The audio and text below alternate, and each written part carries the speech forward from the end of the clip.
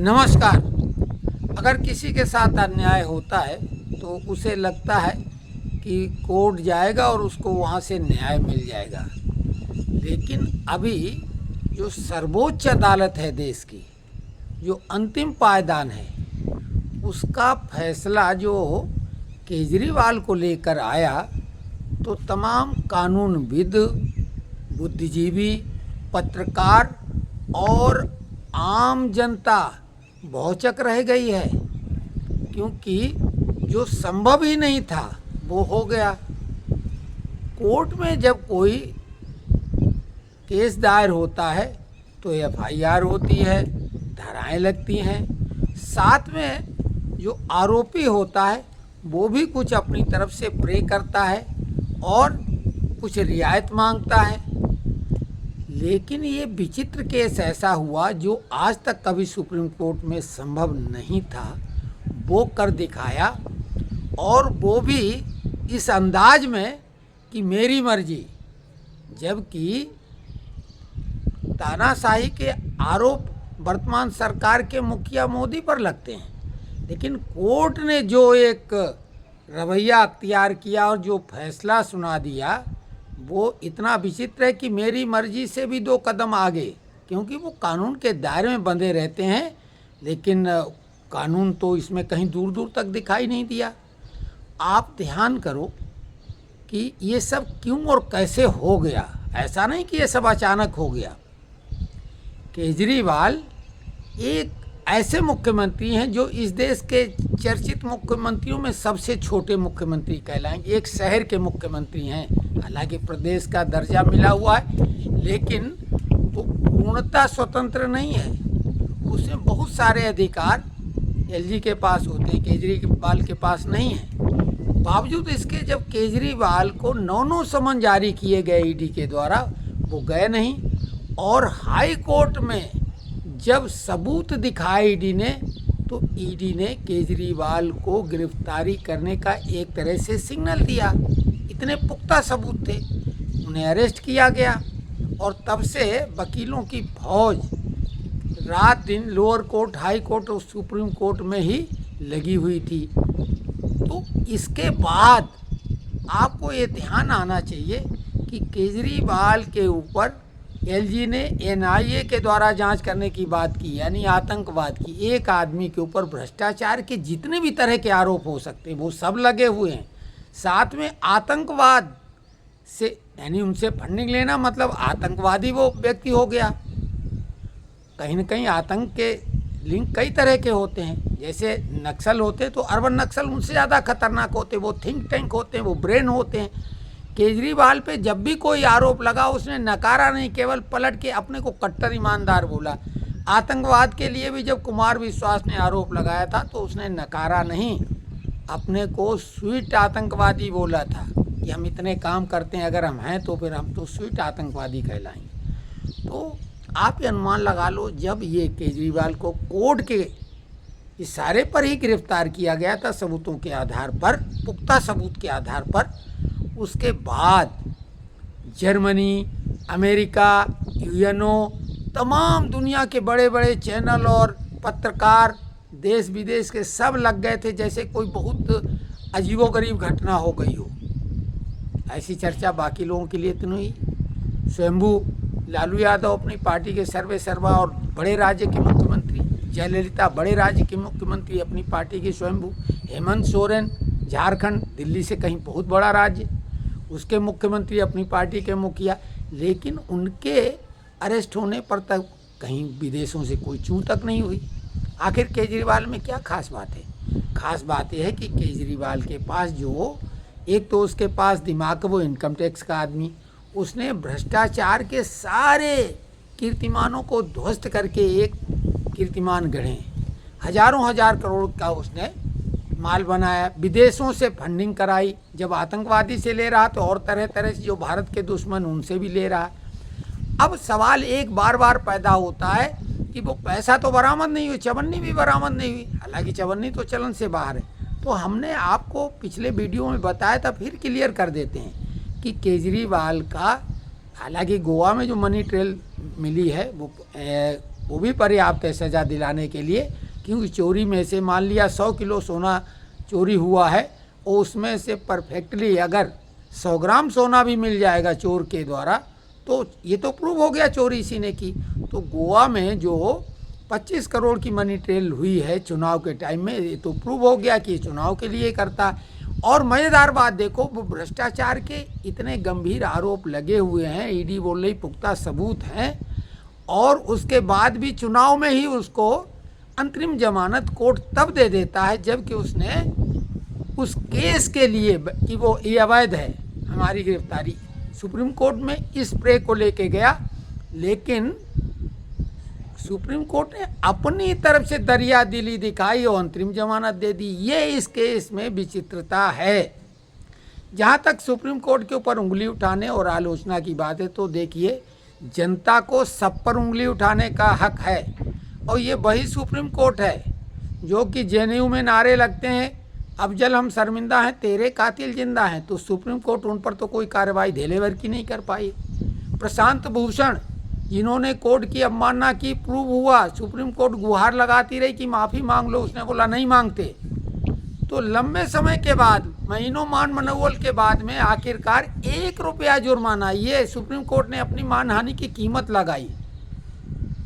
भाई जब आप प्रशांत भूषण अवमानना करेंगे 1 रुपया लगाते हो तो दूसरे ऊपर 2 रुपये तो नहीं लगा सकते हो ना, फिर वो तो और बड़ा काबिल, उस पर तो कई गुना ज़्यादा होना चाहिए, तो उसे तो मालूम है वो अवमानना जानबूझ के कर रहा है।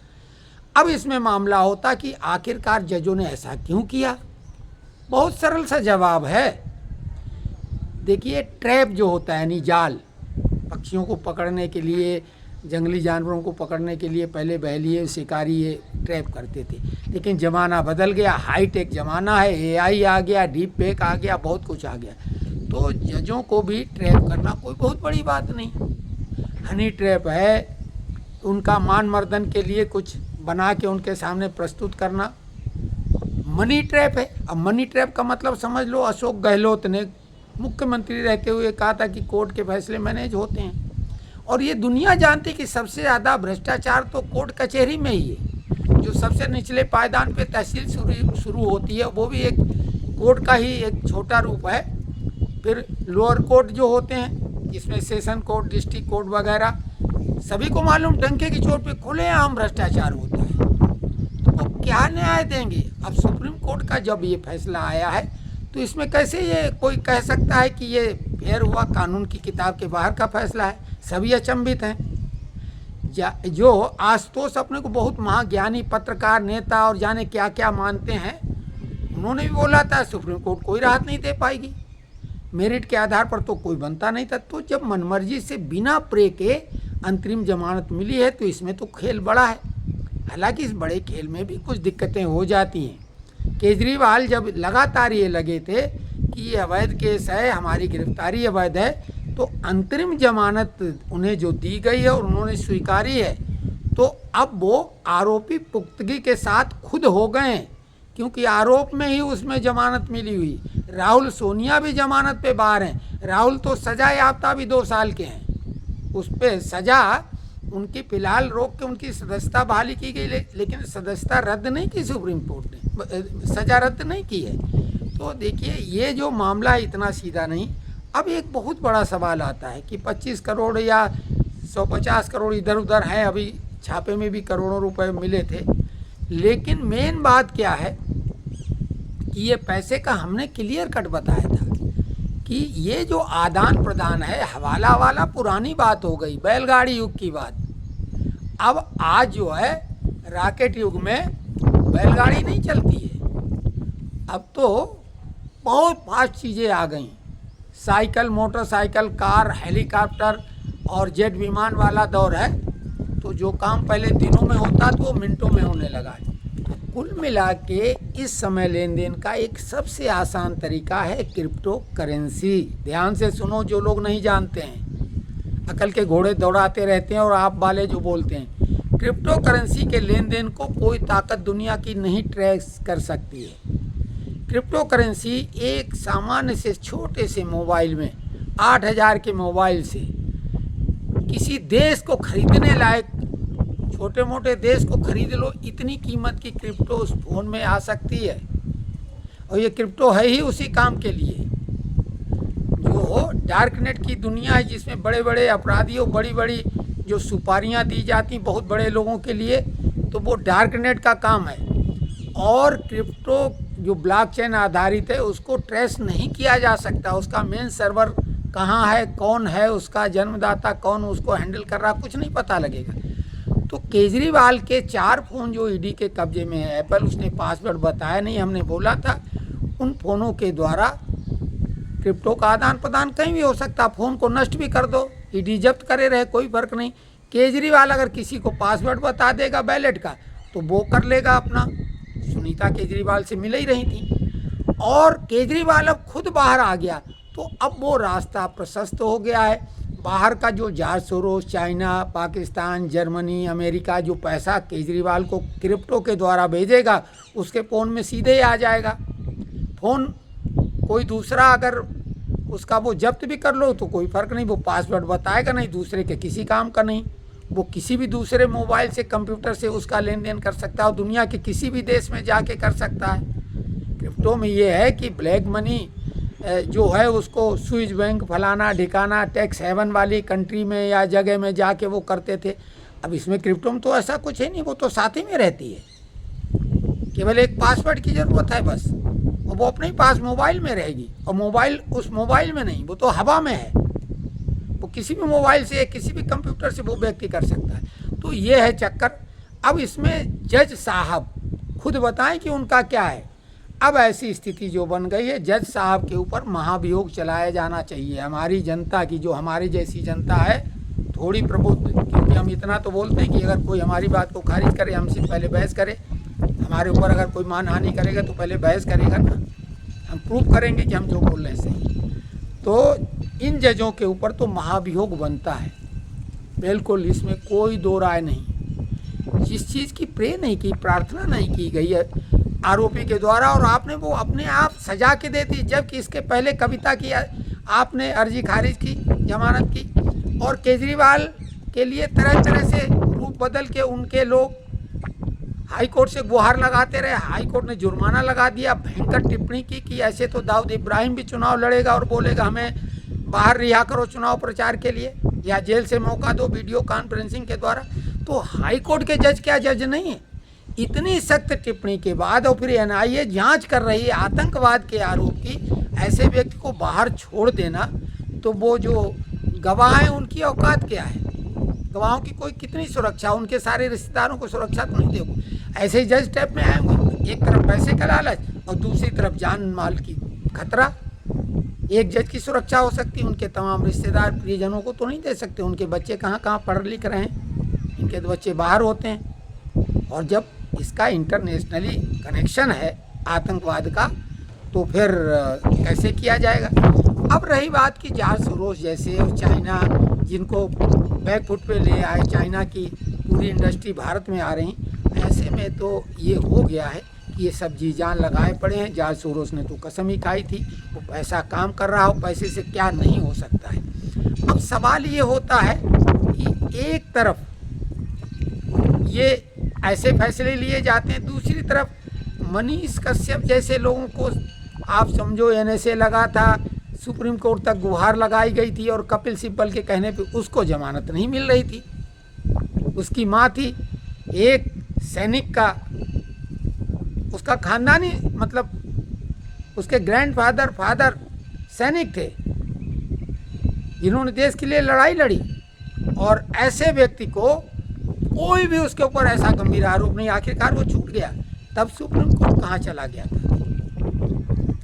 मणिपुर स्वतः संज्ञान लिया। एडिटर्स गिल्ड के जो पत्रकार उसमें क्लियर कट, उसमें हिंसा भड़काने में सहयोगी थे, सोनिया गांधी का नाम पे, उस पर स्वतः संज्ञान नहीं लिया। लेकिन एक प्लान वीडियो बना के न्यूड वाला, उस पर इतना बड़ा हो हल्ला कर दिया। और दूसरी तरफ संदेश खाली पे स्वतः संज्ञान पे बोला नहीं, बोला दोनों में कंपैरिजन नहीं हो सकता है। संदेश खाली की घटना कितनी ज़्यादा गंभीर है, जिसमें राज्य की सरकार सीधे सीधे इन्वॉल्व है, संरक्षण दे रही है। जबकि मणिपुर में तो ऐसी हिंसक घटनाएं पहले से होती रही हैं। तो अब ये कोर्ट का एक अजीबोगरीब रवैया है। बिल्कुल महा अभियोग इन पे चलना चाहिए और साथ में कॉलेजियम सिस्टम को बिल्कुल ख़त्म किया जाना चाहिए। क्यों है कॉलेजियम सिस्टम? कोई भी व्यक्ति अगर जैसे हम अपनी बेटी को सुप्रीम कोर्ट का जज बनाना चाहते हैं, हमारी ख्वाहिश है, शुरुआत हाई कोर्ट से होगी, हालांकि डायरेक्ट भी हो सकता है आजकल सुप्रीम कोर्ट में, तो वो तो नहीं हो पाए क्योंकि हमारा कोई और तो जज रहा नहीं है। जजों के बेटे भाई भतीजे, आप ये बताइए, भाई भतीजा बात का मतलब ही भ्रष्टाचार है। और सुप्रीम कोर्ट में बिना कोई परीक्षा, बिना कोई साक्षात्कार, बिना किसी चुनाव के ये सीधे खुद जज और वही अपने भाई भतीजों को वो कर लेते हैं। या तो ये नियम बनाए कि जिसका दूर दूर तक कभी कोई रिश्तेदार में चाचा फूफा नाना मामा मामी जज नहीं रहा होगा, उसको बनाया जाएगा, तो चलो हम मान लेंगे कॉलेजियम वाले करें। फिर इनके पास कौन सी एजेंसियां हैं जिनकी ये मदद लेके पता कर लेते हैं उसका ट्रैक रिकॉर्ड। भाई इतनी बड़ी ताकत है कि देश के लिए ऐसे ऐसे फैसला देते हैं, सरकार के प्रति वो करते हैं। सरकार को इस चुनाव में क्या क्या नहीं सुप्रीम कोर्ट ने किया। बीबी नागरत्ना ने नोटबंदी के कानून पर टिप्पणी कर दी, किससे उसको फ़ायदा होगा और किससे नुकसान होगा, क्या ज़रूरत थी, किसने अभी केस किया था। तो ये जो तरह तरह से सुप्रीम कोर्ट कर रहा है, तो कहीं ना कहीं तो कोई रीज़न है, ऐसे हवा में तो नहीं कर रहा है। तो कुल मिला के महाभियोग चलना चाहिए, कॉलेजियम सिस्टम खत्म होना चाहिए। अब इन्होंने जो कर दिया है वो तो कर दिया, लेकिन इसमें ये भी बात है कि केजरीवाल पे वो आरोप तो पुख्ता हो गए हैं। अब चार्जशीट भी दाखिल होगी और केजरीवाल को कितना भी सुप्रीम कोर्ट बचाना चाहे ऐसा नहीं है। फिर सरकार भी बैठी हुई है और राष्ट्रपति भी अंततः है। फिर अगर ज़्यादा ये अपना बाउंड्री लाइन के बाहर, स्टेडियम के बाहर मैच खेलेंगे तो उसको मान्यता ये सोचेंगे मिलेंगी, तो फिर ऐसे न्यायमूर्ति नहीं चलेंगे। मूर्ति जो है वो जंगल में मंदिर की रख दी जाए और उसे लोग मंदिर मानने लगें, ऐसा नहीं है। तो कुल मिला के टिप्पणी कैसी लगी आप लोग कमेंट्स बॉक्स में लिखें, लाइक करें और पसंद आया होगा तो चैनल को सब्सक्राइब करें। हम किन परिस्थितियों में ये कैसे बना रहे हैं तो हम जान रहे हैं, हमारा स्वास्थ्य भी गड़बड़ नहीं, फिर भी हमने ये कमेंट्स किया है।